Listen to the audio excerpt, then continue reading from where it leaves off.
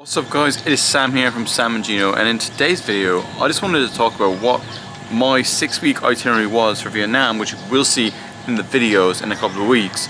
But I want to talk about what you should do if you have that amount of time to go through Vietnam, because it's such a big country and it does help if you have like a bit of organization to go through. And this is what we did over the 6 weeks that we spent there in Vietnam. So the north of Vietnam is probably the more interesting part if you're into like the rugged kind of nature, more like exploring and seeing something a bit more different than what you usually would see.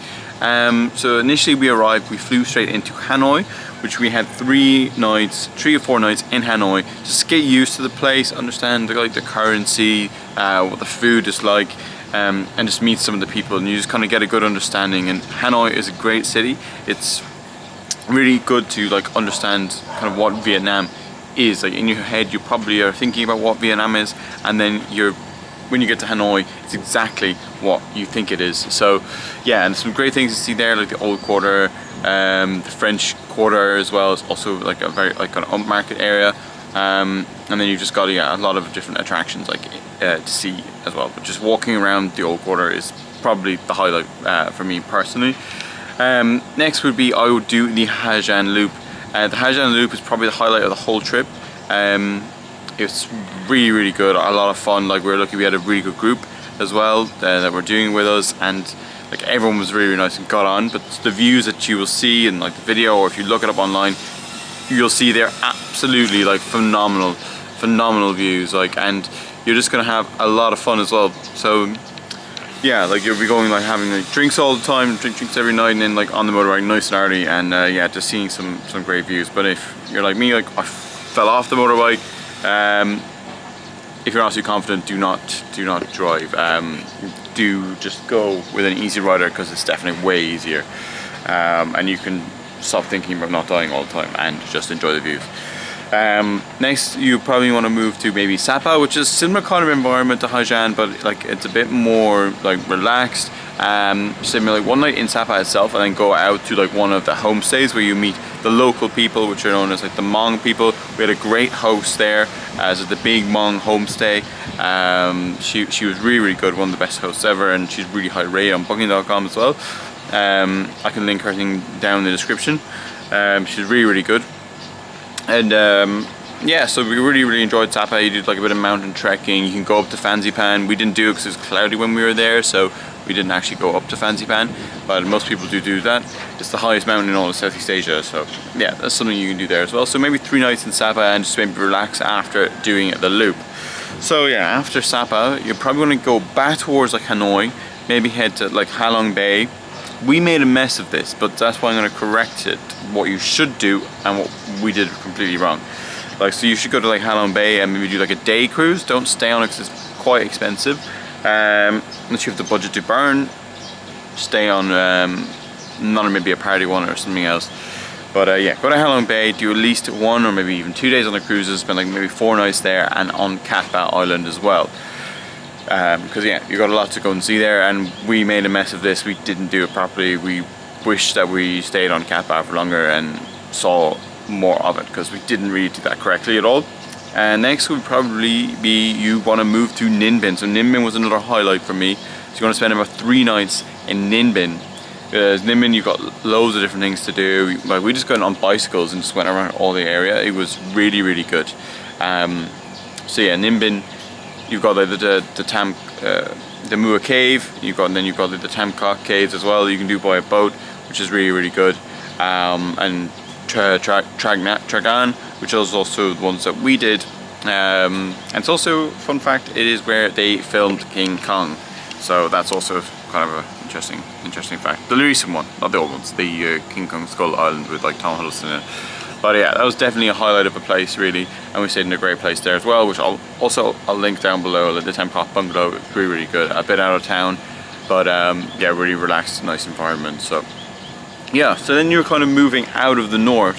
So you spend like 3 days in Hanoi, 4 nights doing the loop, 3 days in Sapa, 4 days in Cat Ba Ha Long Bay, and 3 nights in Ninh Bình. Like, so that brings you to like nearly, so yeah, 3, 7, 10, 17 days in the north. and you could easily spend maybe 1 or 2 days in Hanoi to kind of break up all of the hectic traveling, which is what we did. And just pick up some of the attractions that you may have missed. So you could add 2 days, maybe more in Hanoi. But yeah, so then we moved down. We were leaving the north and went to the central. So central, when we were there, was very, very rainy. So we were trying to time to miss a bit. So you could go now to Phong Nha from Ninh Bình, which is what most people do, and do like the massive caves that are there, and spend maybe 2 nights there. We couldn't do this because it was raining when we wanted to go there, so we had to actually miss that. So it's something, if we come back to Vietnam, that's something we'll have to do, is go to the caves of Phong Nha. And next, so you're gonna go to Hue, which is maybe a stop that some people wouldn't really like, but you can learn a bit more about the history. Go to do the DMZ tour if you're interested in learning about the Vietnam War, which is actually really good. I did it, but Laura didn't. We went to the Imperial City, but it started raining, and we basically just had to get out of there because it was flooding. But that's also something you can do there. And it's kind of nice. It's an alright town. But yeah, maybe you can do 3 nights there, because reasoning is because if you're on such a long journey down from Ninh Bình, you're going to be really, really tired when you get there, whether it's via train or via bus. You can be really, really tired. So 1 day just to relax, and then just do 2 days of activities. After that, you're going to be going to Da Nang for 3 nights as well. So if you've got the weather, it's a great place to be, because you've got the really nice beach there, and you can just kind of take it easy for 3 nights and just enjoy yourself on the beach in Da Nang. And there's a few attractions you can do, but we just took it easy and just relaxed on the beach, going into the water and all that kind of stuff. We were lucky it didn't actually rain for the 3 days we were in Da Nang. So yeah, and then you're going to want to take the train, I suppose, to take the train, or maybe drive the Hoi Van Pass from... Oh no, so yeah, sorry, no, this is incorrect. So from Hue to Da Nang, sorry, you want to get the train, and you do the Hoi Van Pass, and you can see these great views via train or via motorbike. But when we were there, it was going to be raining again, so we just went on the train, and you got to see a lot of stuff anyway. But it didn't even rain, but it was supposed to. Then you want to move, as I said, from Da Nang to Hoi An, the most famous city nearly in Vietnam. It's like an old Japanese kind of style, ancient city. It's really, really nice, really, really picturesque. You can get your suits made there. You go on the famous coconut boats. You can also enjoy the beach there. But just walking around the old streets there is just kind of the main thing to do there. And it is really, really nice. It's very, very touristy. There's a lot of tourists there. But yeah, it's worth staying 4 or 5 nights maybe, and just soak it all up. You can go out to Mai Son, which we weren't able to do because it was flooded while we were there. But if you go there when it's not going to be flooded, you'd have a lot more options and different things to do. So yes, next, Nha Trang. Yeah, so from Hoi An to Nha Trang was our roughest journey by bus. It was just driving so fast, we couldn't sleep at all. Got dropped 5:30 in the morning, and then we were just sat outside our hotel in Nha Trang for 2 hours waiting to check in, which was a bit of a balls. Then you're finally getting to bed, and it's 8 AM and you haven't even been out or anything. So we slept till 4 o'clock, got up, just went out for food. Didn't really like the atmosphere of the place really. Got another early night, and then just walked around the next day and had a look around. But yeah, maybe 2 nights is definitely enough, unless you just purely want to go out to some of the islands there, or the kind of Disneyland kind of thing they have set up. Maybe if you want to go do that, that's maybe something that may appeal to you. But yeah, not for us. Then Dalat is next, only 4 hours away. So yeah, you're not going to have a long journey like the other ones. The other ones 12 hours between Ninh Bình and Hue, and 12 hours as well between Hoi An and Nha Trang. So you've only got 4 hours now to Dalat, and spend at least maybe 3 nights there. We only spent 2, but we were kind of running out of time at this point. But yeah, you spent 3 nights there. There's loads to do. It's really, really nice. You can go to like the crazy house. You can also like go on like a tour of like all the waterfalls. You can do canyoning. You've got a lot of different options. Like so, definitely you can spend a good bit of time in Dalat, which is it's a really nice place. City itself is a bit hectic, but outside of it is really, really nice. And then you got two options maybe from Dalat. You can go to Munay, which we went to for 2 nights, or go to Phu Quoc. So you want to go straight to Ho Chi Minh, get on a plane, and then go to Phu Quoc Island. We went to Munay because we haven't really had sand dunes and all this. We probably won't have them again. So we wanted to go on the sand dunes and stuff there, which was a lot of fun. It was good.